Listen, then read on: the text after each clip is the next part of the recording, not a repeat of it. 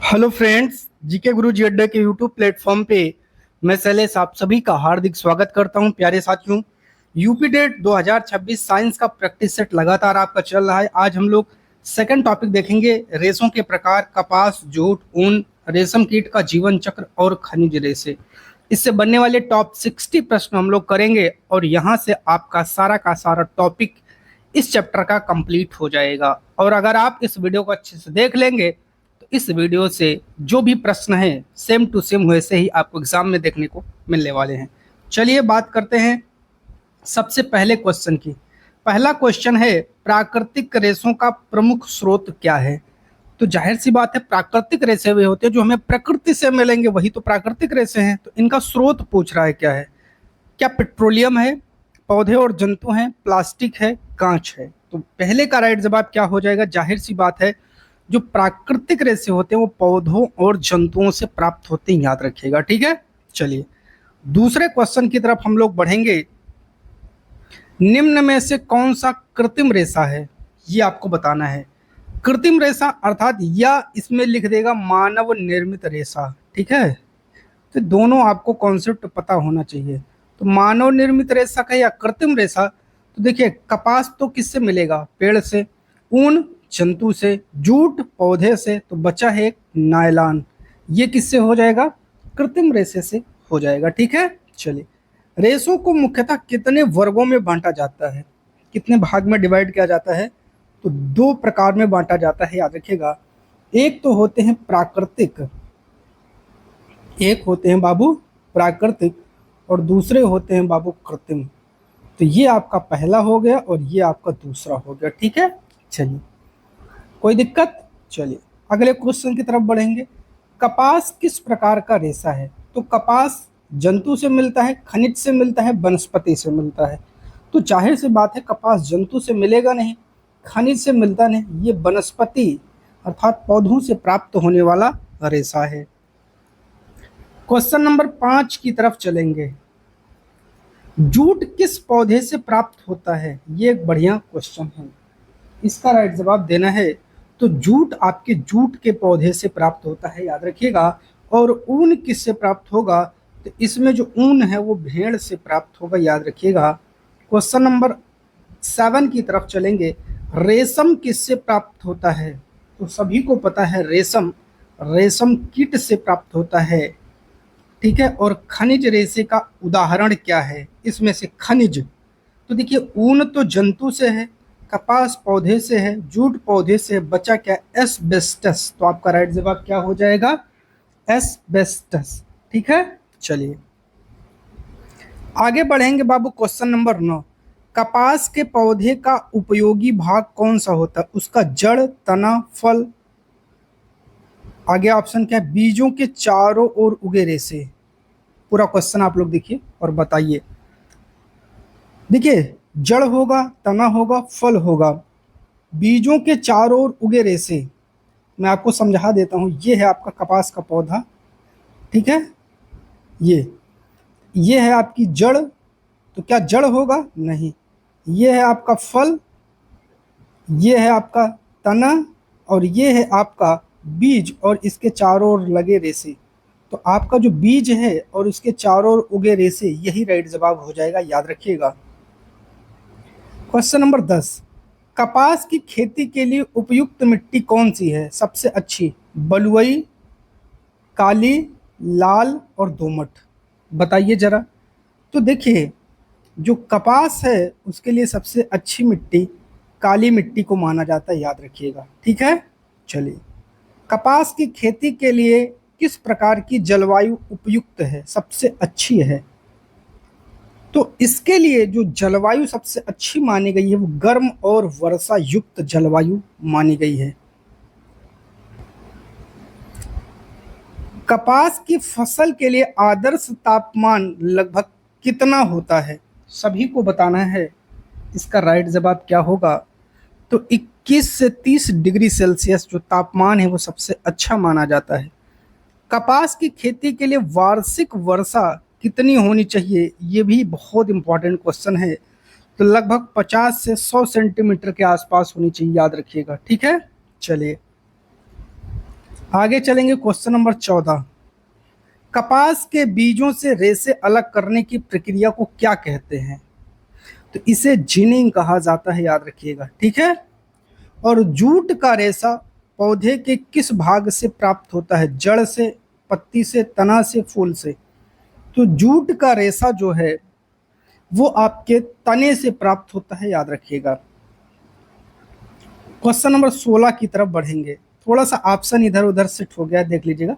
Jute उत्पादन में भारत का प्रमुख राज्य कौन सा है? ऑप्शन नंबर ए है राजस्थान, पंजाब, पश्चिम बंगाल और गुजरात। तो 16 का राइट जवाब क्या होने वाला है? पश्चिम बंगाल, ठीक है। जूट की खेती के लिए किस प्रकार की मिट्टी सबसे अच्छी मानी जाती है? इसका राइट जवाब होगा जलोढ़ मिट्टी, याद रखिएगा।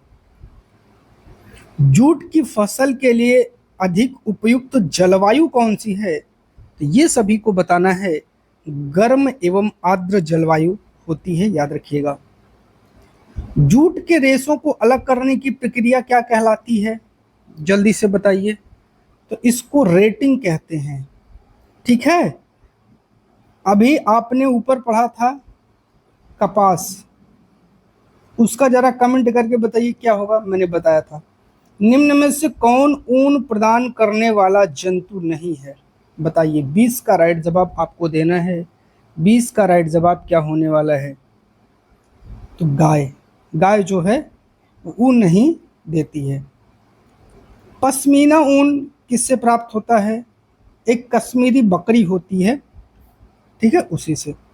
अंगोरा ऊन किससे प्राप्त होता है? ये आपका खरगोश से प्राप्त होता है, याद रखिएगा। ऊन प्राप्त करने के लिए भेड़ के बाल काटने की प्रक्रिया को क्या कहते हैं, ये बताना है। तो इसे शीयरिंग कहते हैं, याद रखिएगा, ठीक है। ऊन निर्माण की प्रथम प्रक्रिया कौन सी होती है? तो सबसे पहले शीयरिंग, उसको काटा जाएगा। ऊन हमें सर्दी से क्यों बचाती है? बताइए। क्या यह भारी होता है, इसमें वायु फंसी रहती है, चमकदार होता है और जलरोधी होता है? तो जाहिर सी बात है, इसमें जो वायु है, हवा है, वो फंसी रहती है। गर्म हवा अंदर और ठंडी हवा बाहर ही रहती है। रेशम कीट का वैज्ञानिक पालन क्या कहलाता है? उसे सेरीकल्चर कहते हैं, याद रखिएगा। और रेशम कीट का अंडा किसमें विकसित होता है? तो ये राइट जवाब आपका क्या होगा? हो जाएगा लार्वा। क्या होगा? लार्वा। रेशम कीट का लार्वा सामान्यतः कहलाता है, तो सामान्यतः इसे कैटरपिलर कहते हैं, याद रखिएगा। ये ऑप्शन हो जाएगा, ठीक है, कैटरपिलर। कोई दिक्कत होगी तो कमेंट करिएगा। Question number 29।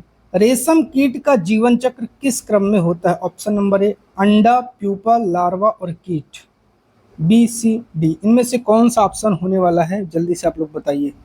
तो इसमें सबसे पहले अंडा आएगा, फिर लार्वा, फिर प्यूपा और फिर प्रौढ़ होगा। बी वाला ऑप्शन। कोकून किस अवस्था में बनेगा? तो कोकून प्यूपा की अवस्था में बनता है, याद रखिएगा। रेशम का धागा किससे प्राप्त होता है? सभी को बताना है। तो रेशम का धागा कोकून से प्राप्त होता है। और शहतूत की पत्तियां किसकी प्रमुख खुराक है? याद रखिएगा। तो रेशम कीट का जो लार्वा है उसकी। निम्न में से कौन सा रेशा जंतु मूल का है? तो जो ऊन है ये आपका जंतु मूल का है, याद रखिएगा। निम्न में से कौन सा रेशा वनस्पति मूल का है? तो जो आपका कपास है ये वनस्पति मूल का है। और एस्बेस्टस का उपयोग मुख्यतः किस गुण के कारण किया जाता है? तो इसका राइट जवाब क्या हो जाएगा? ऊष्म रोधकता। किस लिए? ऊष्म रोधकता। कांच ऊन किस प्रकार का रेशा है? आप सभी को बताना है। ये खनिज प्रकार का रेशा और निम्न में से प्राकृतिक रेशा नहीं है। तो 37 का राइट जवाब हो जाएगा पॉलीएस्टर। अगला है कपास, जूट और सन किस श्रेणी में आते हैं? 38 का राइट जवाब क्या होगा? वनस्पति रेशे में आते हैं। और रेशे से धागा बनाने की प्रक्रिया को क्या कहते हैं? कताई, बुनाई, रंगाई, छपाई, बताइए। तो उसे कताई कहते हैं, याद रखिएगा, ठीक है। क्वेश्चन नंबर 40, धागों से कपड़ा बनाने की प्रक्रिया को क्या कहते हैं? तो याद रखिएगा, धागों से कपड़ा बनाने की प्रक्रिया को कताई, बुनाई, जिनिंग, रेटिंग क्या कहा जाएगा? तो 40 का राइट जवाब देना है, बुनाई कहा जाता है, याद रखिएगा। कपास के रेशे मुख्यतः किस पदार्थ के बने होते हैं? तो 41 का राइट जवाब हो जाएगा सेलुलोज, याद रखिएगा, ठीक है, प्रोटीन नहीं होगा। जूट के रेशे की जो गुणवत्ता है बढ़ाने के लिए किस नदी घाटी का क्षेत्र सबसे ज्यादा प्रसिद्ध है? तो ये हो जाएगा गंगा ब्रह्मपुत्र का डेल्टा। कपास की फसल को पकाने के समय कौन सी जलवायु चाहिए? 43 का राइट जवाब हो जाएगा शुष्क एवं धूपदार। और जूट की फसल सामान्यतः कितने महीने में तैयार होती है? इसका राइट जवाब हो जाएगा 4 से 5 माह। भेड़ की त्वचा से चिपके छोटे छोटे बालों को क्या कहते हैं? तो इसे प्लीस कहते हैं। और ऊन को साफ करने की प्रक्रिया को क्या कहा जाता है? तो इसे स्कोरिंग कहा जाता है, याद रखिएगा। निम्नलिखित में से कौन ऊन देने वाले भारतीय पशु हैं? लामा, अल्पाका या कंगारू? तो 47 का राइट जवाब आपको देना है, इसमें आ जाएगा याक, ठीक है। रेशम कीट का वैज्ञानिक नाम क्या है? आपको 48 का राइट जवाब देना है, बॉम्बिक्स मोरी। क्या है? बॉम्बिक्स मोरी। और रेशम कीट का पालन मुख्यतः किस वृक्ष की पत्तियों पर किया जाता है? तो शहतूत पर किया जाता है, याद रखिएगा। कोकून से रेशम के धागे निकालने की प्रक्रिया क्या कहलाती है, ये बताना है। तो इसका राइट जवाब हो जाएगा रीलिंग कहलाती है, याद रखिएगा। तसर रेशम मुख्यतः किससे प्राप्त होता है? तो तसर रेशा जंगली रेशम कीट से प्राप्त होता है, याद रखिएगा।